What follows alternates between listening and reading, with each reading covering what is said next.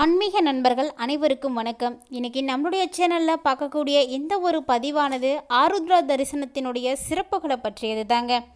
இந்த ஆருத்ரா தரிசனமானது எப்படி உருவானது, இந்த நாளில் நம்ம எந்த மாதிரி வழிபாடுகள் செய்தால் சிவபெருமானுடைய அருளை நம்மளால் பெற முடியும், மேலும் இந்த நாளில் செய்யக்கூடிய சிறப்பான ஒரு உணவு என்ன அப்படின்றத பற்றியும் பதிவில் தொடர்ந்து பார்க்கலாங்க.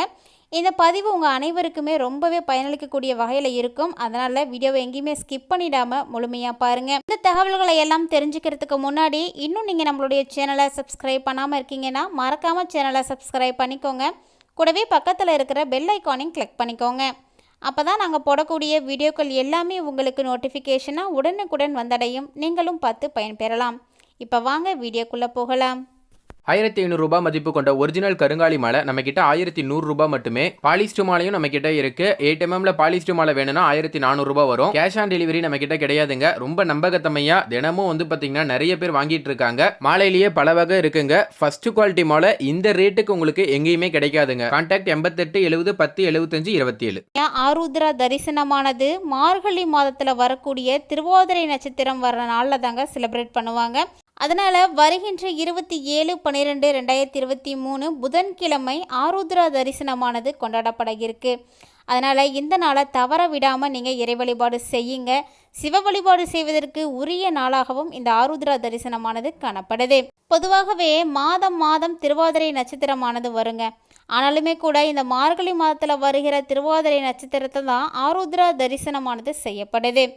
அன்றைய தினத்தில் நம்ம சிவபூஜை செய்வதால் நிறைய நல்ல பலன்களானது கிடைக்கும். அது மட்டும் இல்லாமல் இந்த நாளில் சிவபெருமானுக்காக செய்யக்கூடிய திருமஞ்சன அபிஷேகம் ரொம்ப சிறப்பானதுங்க. இந்த ஒரு அபிஷேகத்தை நம்ம பார்த்தோம் அப்படின்னாலே நம்முடைய பாவங்கள் அனைத்தும் நீங்கி நமக்கு வேண்டிய புண்ணியங்களானது கிடைக்கும். அந்த வகையில் வருகின்ற புதன்கிழமைனால தவற விடாதீங்க. தவறாமல் சிவாலயங்களுக்கு போக அங்கு நடக்கக்கூடிய ஆருத்ரா தரிசனத்தை பார்த்துட்டு வாங்க. அது மட்டும் இல்லாமல் அங்கு செய்யக்கூடிய சிறப்பான வழிபாடுகள் பூஜை முறைகள் எல்லாம் தவறாமல் கலந்துக்கோங்க. அது உங்களுக்கு மென்மேலும் சிறப்பான பலன்களை எல்லாம் பெற்றுக் கொடுக்கும். சிவபெருமானுக்கு செய்யக்கூடிய உயர்வான அபிஷேகம் அப்படின்னா அது இந்த ஆருத்ரா திருமஞ்சன அபிஷேகம் தாங்க. திருவாதிரை அப்படின்ற சொல்லுக்கு சமஸ்கிருதத்தில் ஆருத்ரா அப்படின்ற பொருளானது சொல்லப்படுது. 27 நட்சத்திரங்களில் திரு மிகப்பெரிய அந்தஸ்தை பெற்றிருக்குங்க. இது மட்டும் இல்லாமல் சிவபெருமானுக்கு உரியது திருவாதிரை நட்சத்திரம்தான். திருவோணம் அப்படிங்கிறது விஷ்ணு பகவானுக்கு உரியது.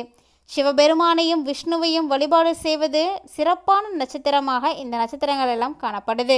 அந்த வகையில் இந்த திருவாதிரை நட்சத்திரம் எப்போ ஆரம்பமாகுது அப்படின்னு பார்த்தீங்கன்னா 26/12/2023 அதாவது செவ்வாய்க்கிழமை இரவு 10:21 இந்த நட்சத்திரமானது ஆரம்பமாகுதுங்க.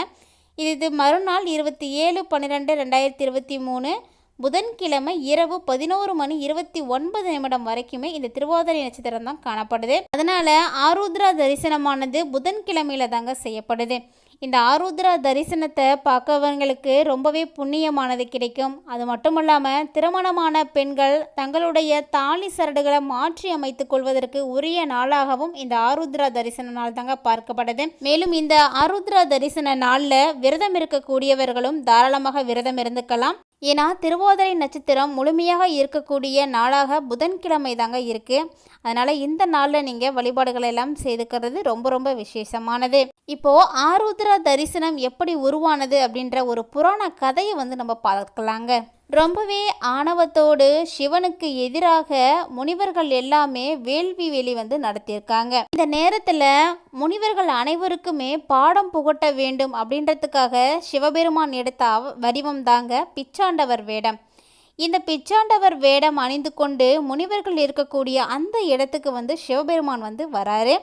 அப்படி வரக்கூடிய நேரம் இந்த முனிவர்கள் எல்லாம் ஒரு சில விஷயங்களை செய்கிறாங்க.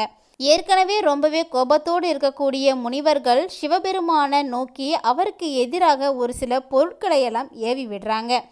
அதில் புலி, உடுக்கை, பாம்பு போன்றவற்றை எல்லாமே ஏவி விடுறாங்க.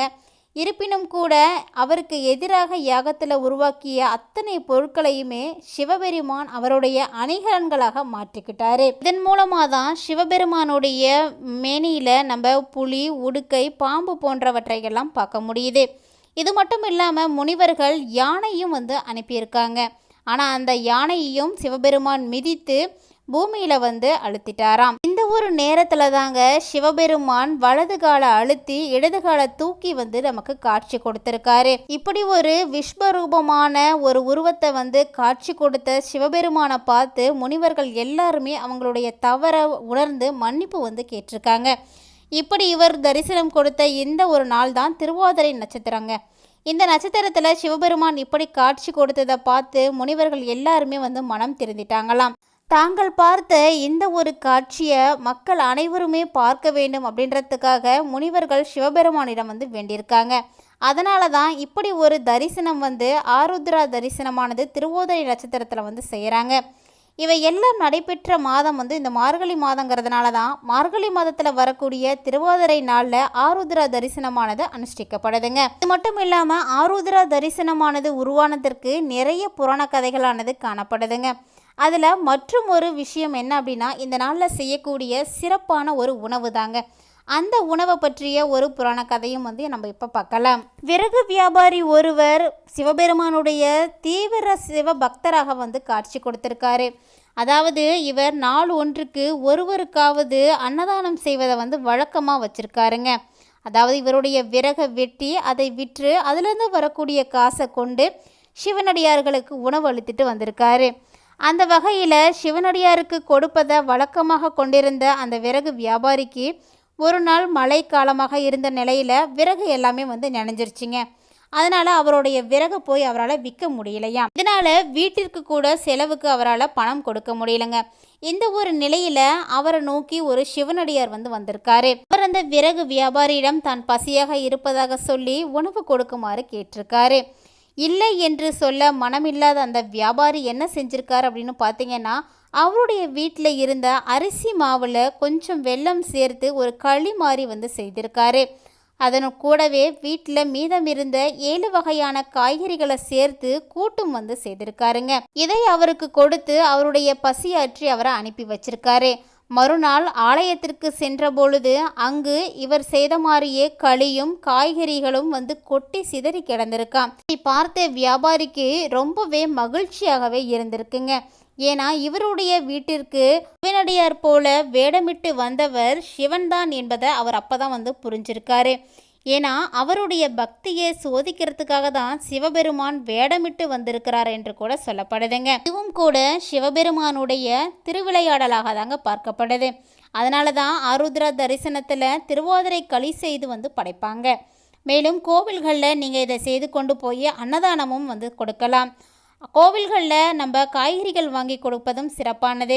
மேலும் அன்றைய தினத்தில் நடைபெறக்கூடிய அபிஷேகத்திற்கு வேண்டிய பொருட்களை உங்களது கைகளால் வாங்கி கொடுங்க. சிவன் ஆலயத்தில் அமர்ந்து வழிபாடுகள் எல்லாம் செய்துட்டு வரும் பொழுது நிறைய பலன்களானது நமக்கு கிடைக்கும். புதன்கிழமையில் விரதம் இருக்கக்கூடியவர்கள் நீங்கள் காலையிலே வந்து விரதத்தை வந்து தொடங்கிருங்க. உங்களது உடல்நிலையை பொறுத்து பால் பழம் சாப்பிட்டு கூட விரதம் இருக்கலாம். மாலையில் நீங்கள் ஆருத்ரா தரிசனம் எல்லாம் பார்த்துட்டு வந்த பிறகு உங்களது விரதத்தை வந்து நிறைவு செய்துக்கோங்க. மேலும் கோவில்களுக்கு எந்த விதமான அபிஷேக பொருளாக இருந்தாலும் நீங்கள் தாராளமாக அதை வாங்கி கொடுக்கலாம். சிவபெருமானுடைய அருள் உங்களுக்கு கண்டிப்பாக கிடைக்கும். மேலும் இந்த நாளில் உங்களுடைய வீட்டில் சிவபெருமானுக்காக திருவாதிரை களி செய்து படைப்பது ரொம்ப ரொம்ப விசேஷமானது. அதனால் எல்லாருமே தவறாமல் உங்களுடைய வீட்டில் கொஞ்சமாவது செய்து வைத்து படைச்சிக்கோங்க. ஒன்று திருவாதிரை ஆருத்ரா தரிசனத்தின் பொழுது யாருடைய வீடுகளில் எல்லாம் களி செய்து சிவபெருமானுக்காக நீங்கள் படைப்பீங்க அப்படின்றதையும் மறக்காமல் கமெண்ட் பாக்ஸில் எங்களோட ஷேர் பண்ணிக்கோங்க. யாருக்கெல்லாம் சிவபெருமானை ரொம்ப பிடிக்குமோ அவங்க எல்லாம் மறக்காமல் வீடியோக்கு ஒரு லைக் பண்ணிக்கோங்க. கூடவே ஓம் நமச்சிவாய என்ற மந்திரத்தை மட்டும் மறக்காம கமெண்ட் பாக்ஸில் பதிவு செஞ்சிடுங்க. சிவபெருமானுக்கு உரிய விரத நாட்களில் இந்த திருவாதிரை ஆருத்ரா தரிசனமும் ஒன்றுங்க. விரதம் இருக்கக்கூடியவங்களாம் தாராளமாக விரதம் இருக்கலாம். இது போன்று விரதம் இருந்து வழிபாடுகள் எல்லாம் செய்வதால் சிவனது அருள் உங்களுக்கு கிடைக்கும். மேலும் உங்களுடைய வீட்டில் இருக்கக்கூடிய அத்தனை விதமான கஷ்டங்களும் நீங்கி உங்களுக்கு மகிழ்ச்சியானது ஏற்படுங்க.